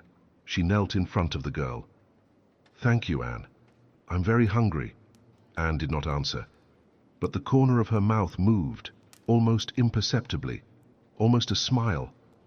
It was the first in 3 years. The driver appeared in the back doorway, breaking the moment. The horse is better. If we leave tomorrow morning, he'll manage. Tomorrow. The road, the danger, the list sewn into the lining of the coat. But for now, there was porridge on the table, a girl who almost smiled, and a woman with honey-colored eyes looking at him as though, perhaps, just perhaps, forgiveness was not impossible. Konrad would keep that moment, as Anne had asked him to keep the button, close to his heart, where it mattered most. Chapter 13. What Fear Reveals. They left on the 3rd day. The sky was still dark when Konrad woke the children, when Phoebe gathered the little they owned, wrapping portions of bread, cooked roots, and leftover food in clean cloths for the journey, when the driver prepared the horses with quick, nervous movements. No one spoke more than necessary. The air carried the weight of what they all knew, but refused to name. Every hour in that house had been another hour of risk. Phoebe helped Anne into the carriage. The girl held the doll in one hand and with the other wove her fingers into Phoebe's, and did not let go, not even after settling onto the seat. You can stay beside me, Phoebe said gently. The whole journey, if you want. Anne nodded. The small, almost imperceptible gesture Phoebe had learned to recognize as yes. Leo climbed in on his own, as always. He sat beside Anne, adjusted the doll on her lap when it nearly slipped, and began talking about the birds he could see through the window. Anne did not answer, but she listened. She always listened. Konrad entered last. He sat facing Phoebe, knees nearly touching in the cramped space. He looked as though he had not slept, dark circles under his eyes, jaw tense, gaze constantly scanning the landscape, as if expecting an ambush around every bend. Perhaps he was. The carriage began to move. The abandoned house vanished between the trees, taking with it the last few days.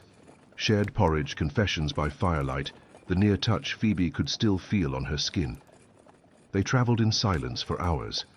The sun rose weakly, filtered through winter clouds. Leo eventually fell asleep. Anne remained awake, eyes fixed on Phoebe, as though afraid she might disappear if she blinked. Is it far? Phoebe asked Konrad. If the roads stay clear, we'll reach Znojmo before nightfall. From there 2 more days to Prague. If the roads stay clear. The condition weighed heavier than the words, and they were not clear. Phoebe noticed first by the sound, voices in the distance, the clink of metal, the whinny of horses that were not theirs. Konrad tensed at the same instant, his hand instinctively moving to his coat, to the lining where the documents were hidden. "What is it?" Leo stirred as the carriage jolted to a stop. "Quiet," Phoebe said firmly, despite her racing heart. "Stay still and do not leave your seat." The driver appeared at the window, his face pale. "Soldiers. A blockade on the road. They're searching every carriage." "French?" Konrad asked. "I don't know. I can't see the uniforms clearly from here." Phoebe looked at him. In Konrad's eyes was the cold calculation of someone who had survived situations like this before, measuring routes, risks, probabilities of survival. "If they are French," he said quietly, "and they find the documents—" He did not finish. He did not need to. Phoebe understood. Spies did not leave witnesses. "Take off your coat," she said. "What?" "Your coat. Give it to me." Konrad hesitated only a moment before obeying. Phoebe took the heavy coat, felt the hidden weight in the lining, and pushed it beneath the seat of the carriage, covering it with the folds of her skirt. "If they search," she said, "they search men, not women. Not with children present. Phoebe, if they find it with you—" "They won't," she said, holding his gaze. "Trust me." The word hung between them. Trust. The thing he had broken years ago.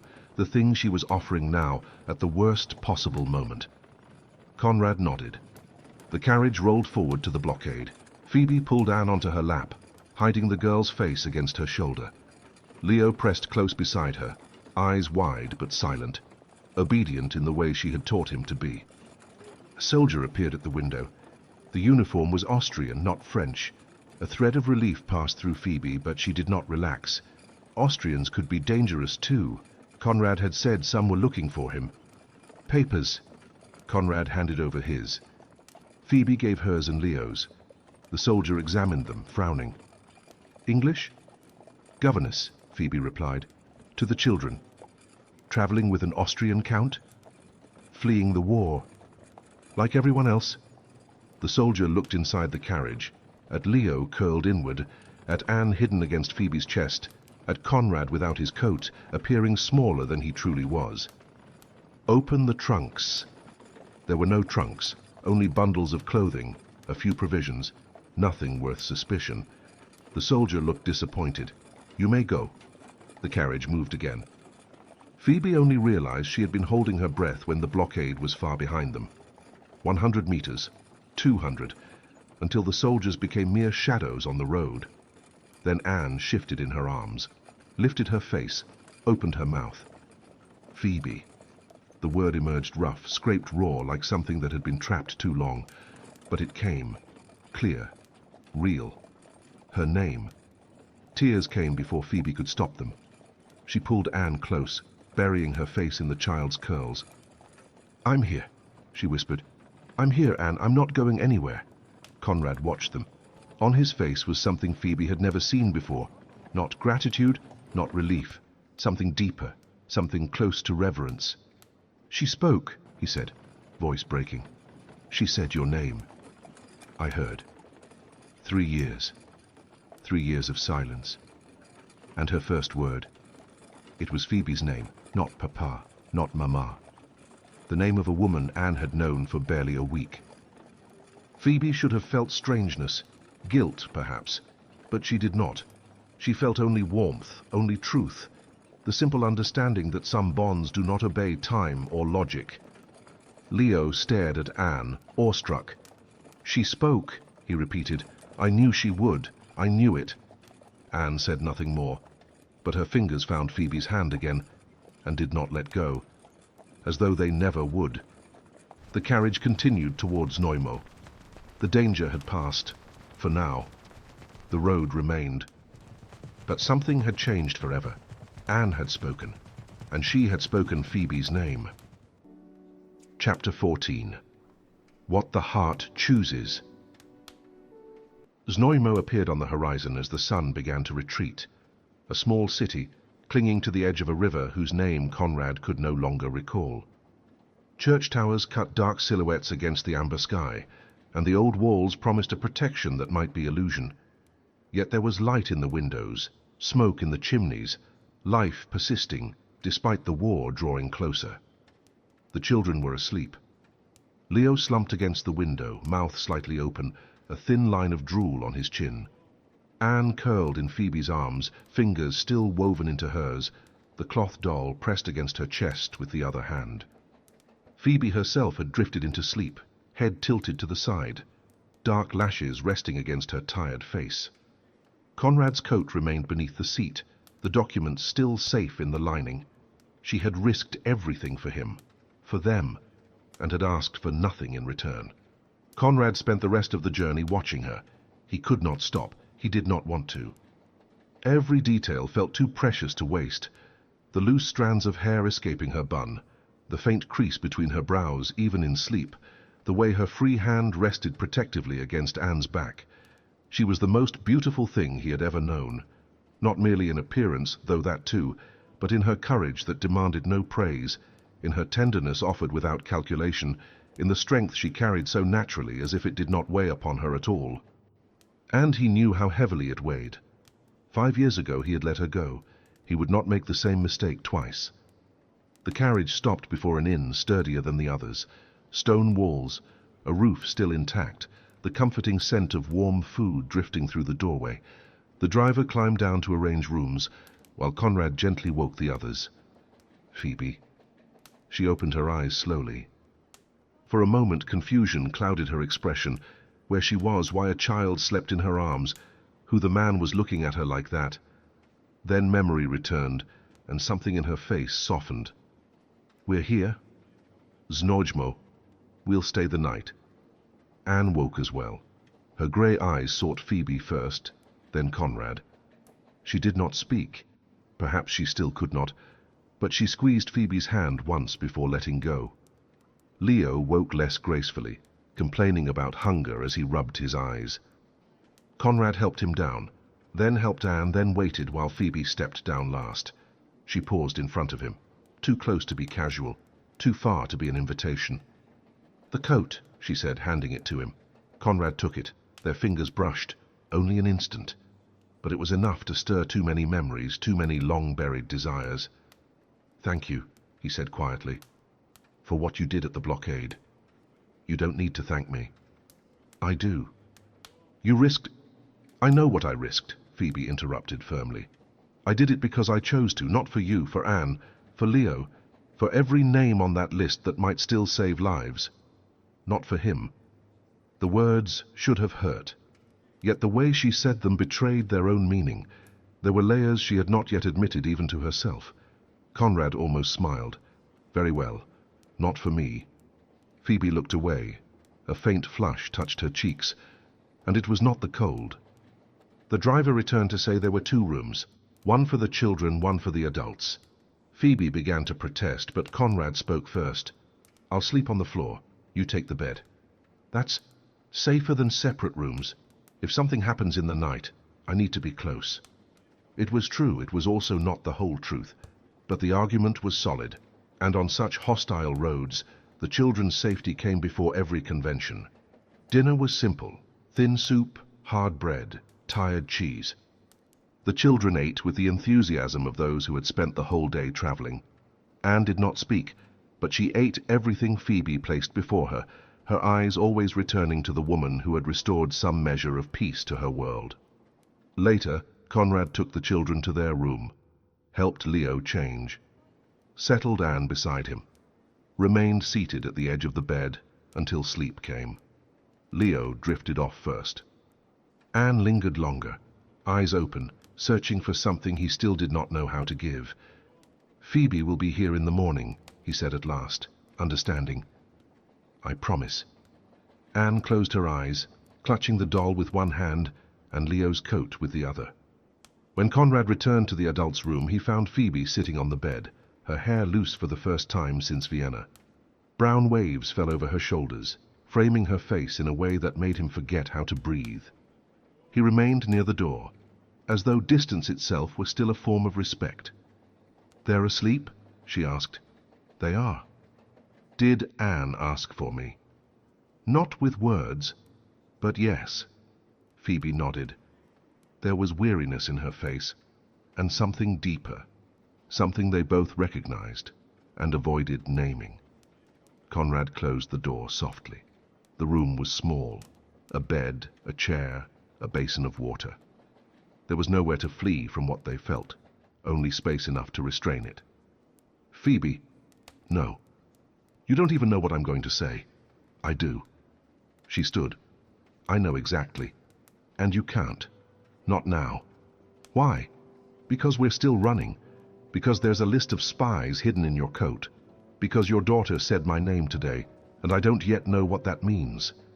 She folded her arms as if bracing herself. Because if you say what I think you're about to say, I won't be able to think clearly. And I need to think clearly. At least until we reach England.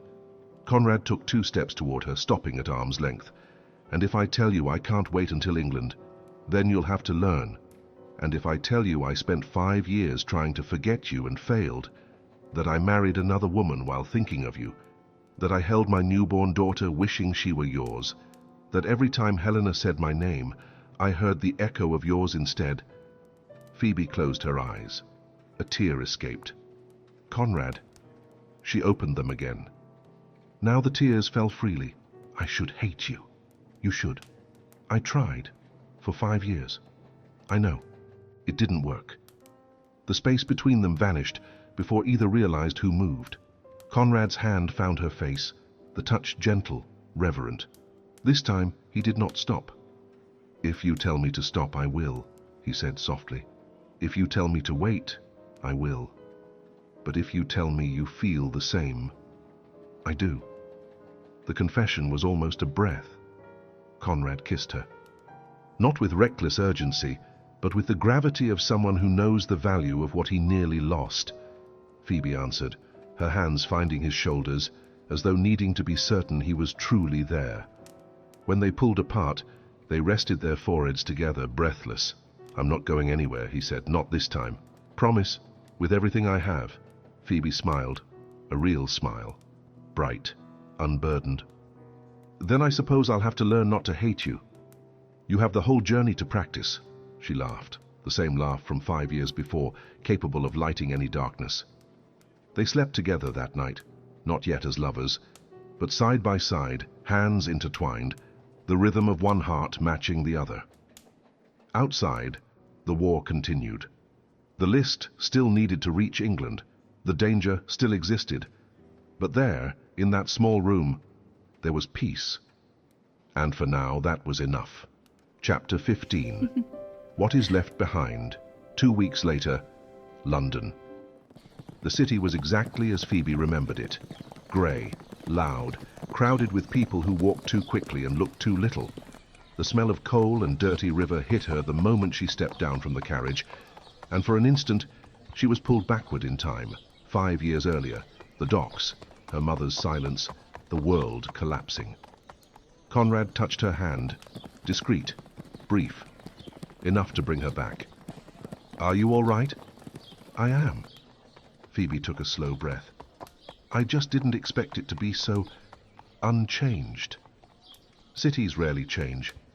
People do. The children had been left with the driver at an inn far from the center, away from curious eyes. Konrad had insisted Phoebe need not come. He could deliver the documents alone, spare her the risk, but she had refused. I carried that list beneath my skirts across half a continent, she had said.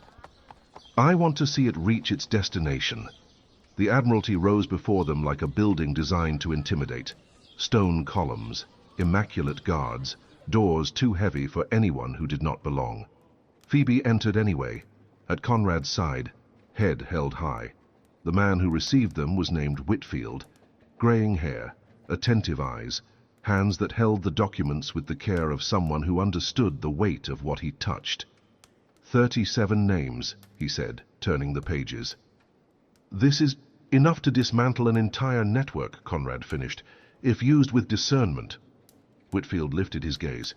You understand, I cannot accept this without verification. You are Austrian.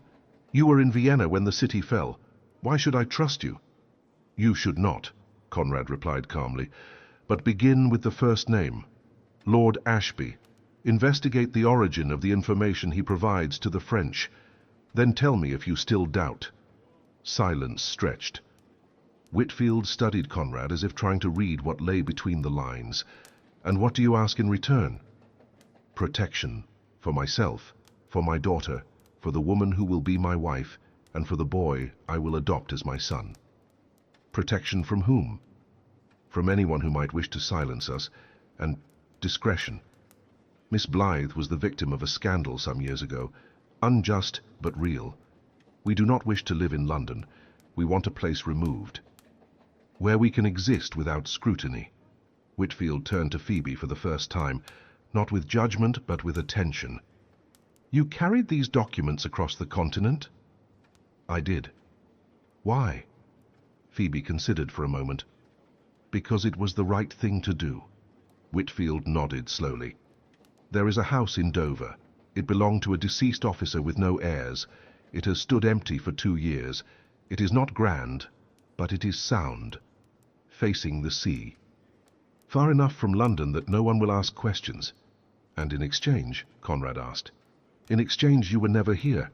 These documents arrived through channels that do not involve an Austrian count nor an Englishwoman of compromised reputation. Do we understand one another? Konrad looked to Phoebe. She nodded. We do. They left the Admiralty with the weight of the world finally lifted from their shoulders, but there were still farewells to be made. That evening at the inn, while the children slept in the adjoining room, Phoebe and Konrad sat at the table with paper and ink. Konrad wrote first, to Katerina. The words were difficult. How does one say that Victor is dead? How does one explain that the sacrifice was not in vain? He did not sign. He could not risk it. But he wrote what mattered, that Victor had been brave, that his choice had made a difference, that the love she gave had not been forgotten. He spoke of you when everything else had already fallen apart. Spoke as one clings to light. Live, not for him, but for yourself. That is what he would have wanted. He folded the letter, sealed it. Whitfield would know how to ensure it reached to Salzburg without raising suspicion. The second letter was for Friedrich. His brother owed him nothing beyond blood, and perhaps not even that. Still, Konrad wrote, he said he was alive, that he would not return, that the estate was now Friedrich's responsibility, that Anne was safe, that he would marry again. I ask for no approval, but I leave the door open. The choice is yours.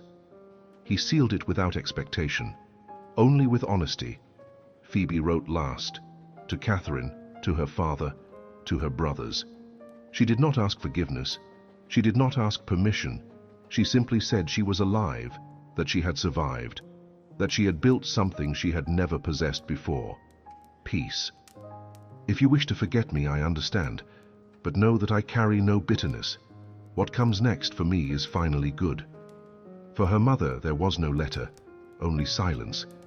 And that night, before sleep, Phoebe whispered into the darkness, I forgive you.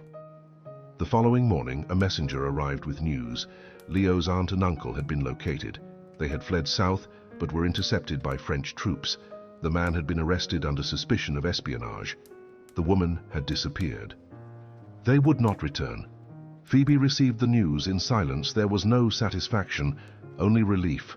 Leo was theirs now, without threat, without dispute. She went to the room where the children were playing. Leo was stacking wooden blocks. Anne watched, occasionally pointing to where the next piece should go.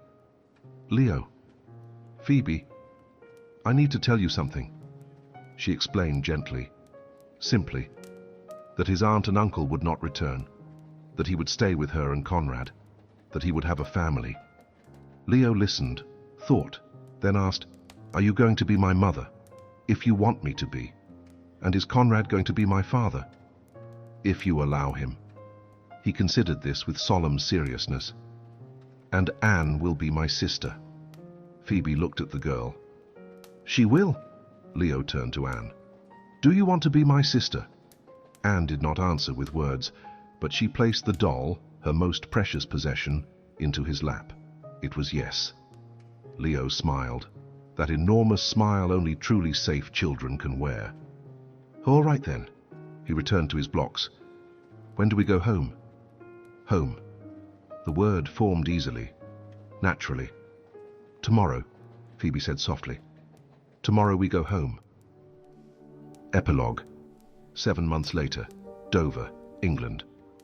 Summer arrived in Dover the way it always should, gently, as if asking permission before stepping inside. The flowers Phoebe had planted in spring were finally in bloom. White roses along the fence, lavender near the front door, and wild daisies that Anne had insisted on keeping because, as she had explained seriously, they are brave. The garden was still modest, far from the perfection of the English gardens Phoebe remembered from childhood, but it was theirs. Every petal, every root, every stubborn leaf that survived the salty wind from the channel. From the porch, Phoebe watched the scene that had slowly, quietly become her definition of happiness. Konrad sat beneath the apple tree, Anne on his lap, an open book resting between them. He was reading aloud, fairy tales bought from a small bookshop in Canterbury, and Anne followed every word with absolute focus. Sometimes her lips moved silently, rehearsing the sounds before daring to whisper them out loud. She spoke now, not often, not much, but enough. Papa had come first, 3 weeks after arriving in Dover. Then Leo, then home. Hungry, garden, and Phoebe. Always Phoebe. Repeated many times each day, as if her name were the invisible thread keeping her anchored to the world. Leo ran across the grass, chasing a leather ball the village blacksmith had made for him. Newly 6 years old, he had already grown out of trousers that had fit him only months before. Konrad claimed with grave seriousness that they would go bankrupt on new clothes alone. "Phoebe," Leo called, breathless. "Come play." "I'm busy." "No, you're not. You're just standing there." "Watching is a very serious occupation." "It is not," she laughed, and still she was surprised by the lightness of the sound, as if laughter had lived buried inside her for years, waiting patiently for permission to return. "All right," she said, but only for a little while. She stepped down from the porch and crossed the garden. Her dress was simple, pale muslin, no adornment. The Phoebe of London would never have worn something like that, but the Phoebe of Dover no longer needed to appear as anything other than who she was. They had married in April, a small church overlooking the sea. Only them, the children, the vicar, and 2 witnesses, the coachman who had brought them from Vienna, and the blacksmith's wife, who barely knew them but cried anyway. Catherine had sent a blue dress and a short letter, formal in words, heavy with silence between the lines. "I am glad you are safe. Perhaps one day we may meet again, when time has passed, when people have forgotten." It was more than Phoebe had expected, less than she deserved, but it was a beginning. Her father's letter had been longer, shaky handwriting, several sentences crossed out. "I miss you every day. Forgive this foolish old man who did not know how to protect you." They wrote once a month now, small bridges built carefully across 5 years of distance. Friedrich's reply had arrived 3 months later, brief, direct. "The estate is stable. The tenants pay on time. And if your daughter ever wishes to know her cousins, the door remains open." Konrad had read that letter in silence. But something in his shoulders, an invisible weight, had finally released. "Phoebe," Leo tugged her hand toward the grass. Anne followed behind him, her cloth doll Elise hanging loosely from her fingers. "I want to play too," Anne said. 4 words, a full sentence. "Then we'll all play," Phoebe replied. Konrad approached them, his eyes meeting hers with that same quiet wonder that still lived there, as though he could not quite believe any of this was real. "All against all?" he asked. "No," Leo protested. "Boys versus girls." "Anne is small," Phoebe said gently. "Anne is strong," the girl corrected seriously. Konrad laughed, and Phoebe stored that sound the way one stores something precious. The game was chaos, loud, joyful, full of invented rules and forgotten victories. Later they lay in the grass, sunlight warming their faces. "I like it here," Leo said, staring at the sky. "So do I," Anne added. Phoebe felt tears rise. So do I. Konrad found her hand in the grass. Their fingers intertwined, a simple everyday gesture now, carrying everything that no longer needed words. 7 months earlier, she had fled a burning city with a child that was not hers. 7 months earlier, she had hated the man who now held her hand. 7 months earlier, she did not know if she would survive the following week. And now she was here, in a house facing the sea, with a husband who loved her, with 2 children who called her by name, with a garden she had grown with her own hands. The war on the continent continued. Empires still collapsed, but there on that hill in Dover existed something no army could destroy. There was peace, there was family, there was home. Some stories end in silence, others leave echoes. Phoebe, Konrad, Anne, and Leo exist nowhere that can be found on any map. But perhaps they exist in something harder to name, in that place where stories continue living after they end. All of us carry loss, guilt, fear. All of us at some point believe the past will define us forever. And yet, some souls find courage, some choose to stay, some choose to love in spite of everything. If this story touched you, leave your presence here. Tell me what you felt, or which part stayed with you after the end. I like knowing these stories do not echo alone. There are others waiting, other voices, other destinies, other hearts. When you are ready, choose one. I am Lord Sebastian, and I shall see you in the next story. Thank you.